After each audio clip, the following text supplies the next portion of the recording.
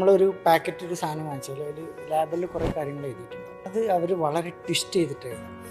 ഇപ്പം അതിൽ കാർബോഹൈഡ്രേറ്റ് ഏതാന്ന് നമുക്ക് മനസ്സിലാക്കാൻ കഴിയില്ല. മാൾട്ടോ ഡെസ്റ്റർ എന്ന് എഴുതിയിട്ടുണ്ടാവും. ഇത് കാർബാന്ന് പലർക്കും അറിയില്ല. ഫ്രക്ടോസ് അല്ലെങ്കിൽ ഇൻവേർട്ട് ഷുഗർ അങ്ങനെയൊക്കെ ഓരോ വേർഡ്സ് ഉണ്ട്. പലപ്പോഴും പറയുന്നത് വെച്ചാൽ നമുക്ക് വായിച്ചാൽ മനസ്സിലാവാത്ത കുറേ കെമിക്കൽ നെയിം അതിലുണ്ടെങ്കിൽ അത് വാങ്ങരുതെന്ന് പറയാം. കുട്ടികളാണല്ലോ പുറത്തുനിന്നുള്ള പാക്കറ്റ് ഫുഡ്സൊക്കെ വാങ്ങിക്കുക.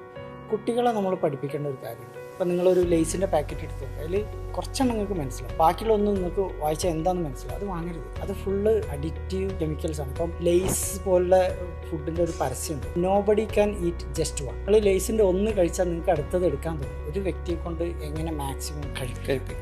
അപ്പോൾ അത് it's not a simple thing, it's a scientific. അവർ ഒരു സ്വീറ്റ് സ്പോട്ട് കണ്ടെത്തും.